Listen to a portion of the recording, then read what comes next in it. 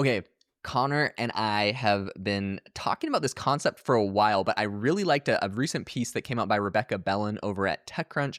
She wrote an article, and I think it kind of talks about video. So this might even be less about video and more about just this concept in general. But she said AI's promise to indie filmmakers is faster, cheaper, and lonelier. And the last word in that title, lonelier, really caught me. I read the whole article, but I couldn't get this concept out of my head of, is AI making us lonelier, right? Because all of a sudden, every person is enabled to do everything. But then does that mean you need a less collaboration, less coworkers to do things with?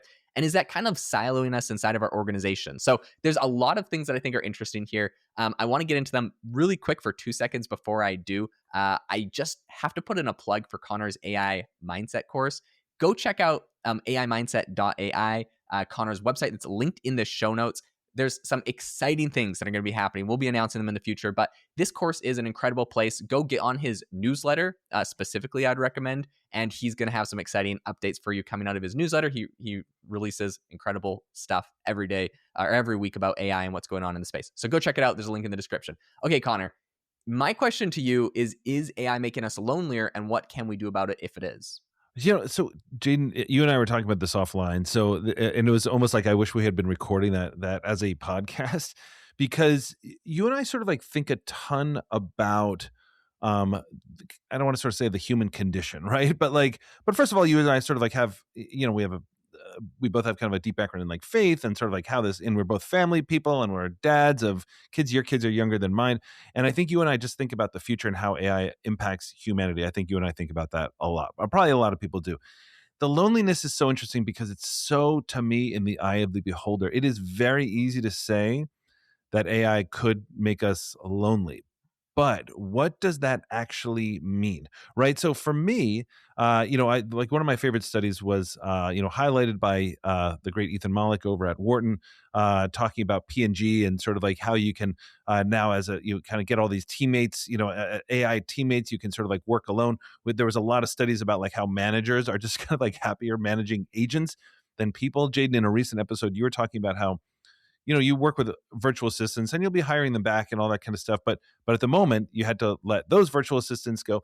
And I'm guessing that for you, it's easier to manage agents than to manage. And by the way, when I say agents, guys, it's not like everybody's running around managing real agents. These are sort of slightly more complex workflows. That's really Yeah. all I mean.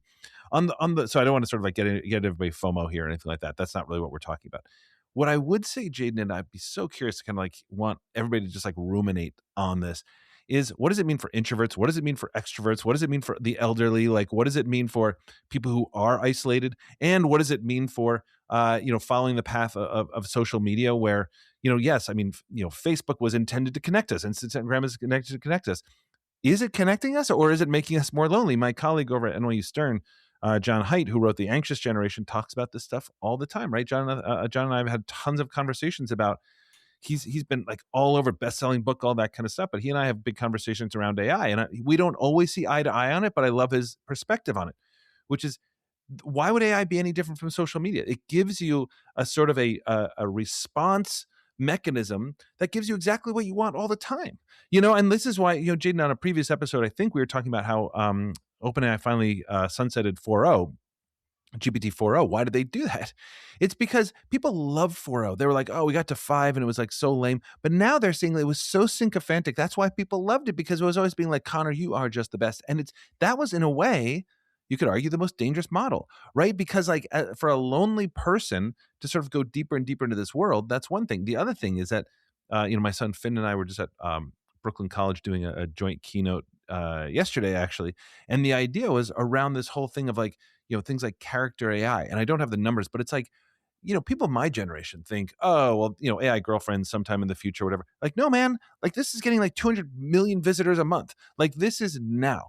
So when I think of loneliness, it kind of depends on what we mean by loneliness. And I'm not trying to parse words here. I'm really trying to think like, what is the impact on humanity? And Jaden, you have kids. And so for me, I know you and I know some of our friends too, the Logans, over at Google, and our friend Ali and everybody else, they are like us. They are just building all the time. It's so exciting, but it doesn't mean we're pulling away time from people. But that's going to happen a lot. So I guess for me as a big introvert, I love AI. I wouldn't be talking to people anyway.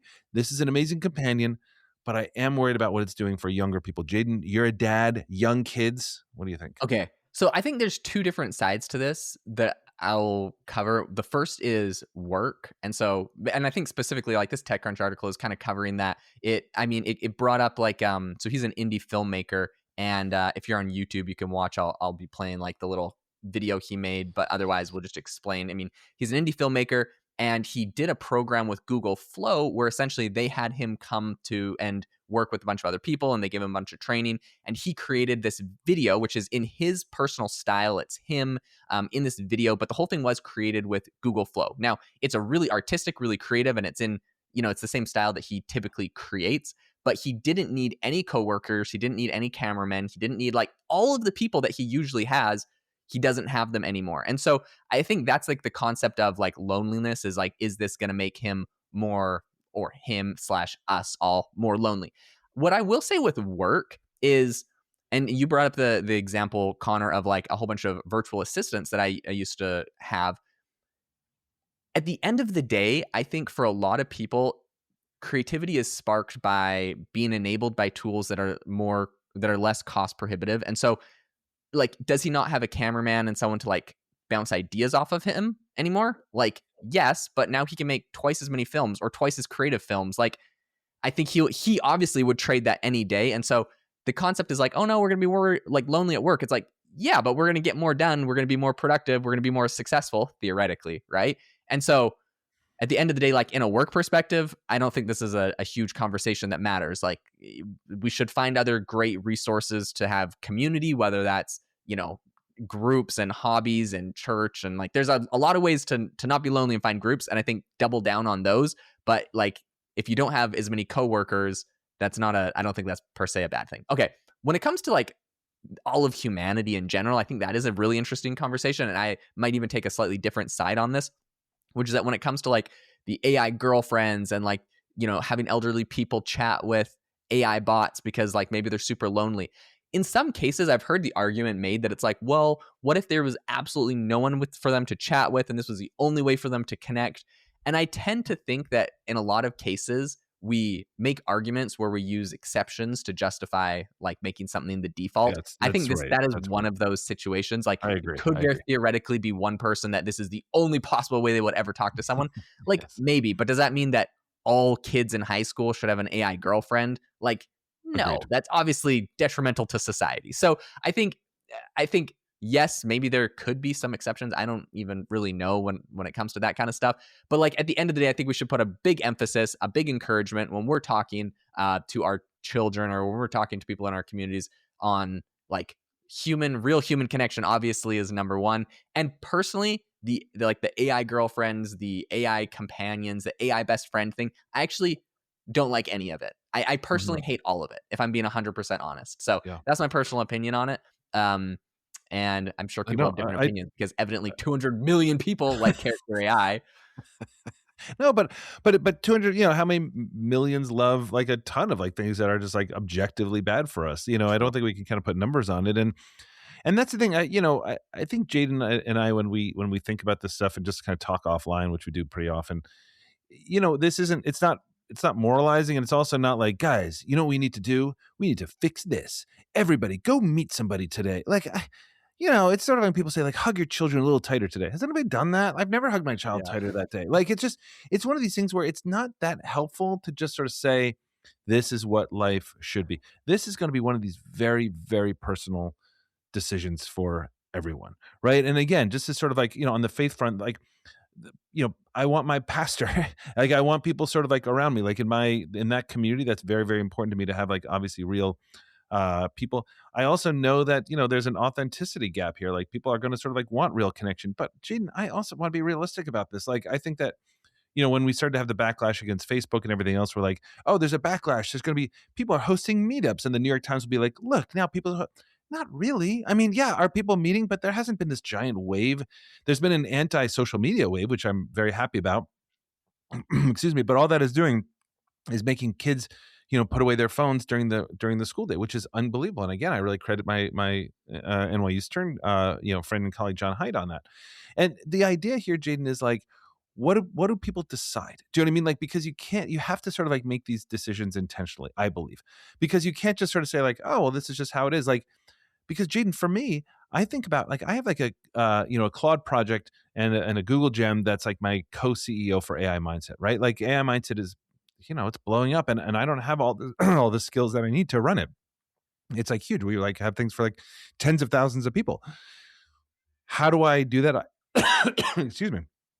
All I do is I kind of go in there, I have long, deep conversations. Does it replace me having those conversations with my colleagues? No, absolutely not. But oh my gosh, it gives it a skill set that I'm just sort of addicted to, but I really treat it like work. I just can't treat it like a friend, which is funny. Like you can do it conversationally, but Mustafa Suleiman has that old thing, SCAI, the seemingly conscious AI, that he talks about. And then you sort of see what Anthropic is doing, where they're exploring, like, well, should you be able to talk rudely to AI? Like, I don't know. Like, let's just test that. And Mustafa went off on that, which I'm kind of with him. These are just big, very deep personal issues. And we wanted to talk about this, guys, because it's very hard to know, like, on AI applied, like, okay, here's what's happening. But every once in a while, I think we have to talk about like the real stuff like this. Yeah, 100%. Guys, thank you so much for tuning into the podcast. I hope this was an interesting conversation. We'd honestly love to hear your thoughts on AI and loneliness, how you use it, if you think that's going to have an impact for you personally. If you want to drop a comment, go over to go over on Spotify. You can drop a comment on the episode or on Apple Podcasts. Leave us a review and leave your comments in the reviews. We read them all. We'd love to hear what you guys are thinking about this. It's kind of one of those thought moments where we kind of cover what's going on in the industry. Thanks so much for tuning to the podcast, everyone, and we will catch you all in the next episode.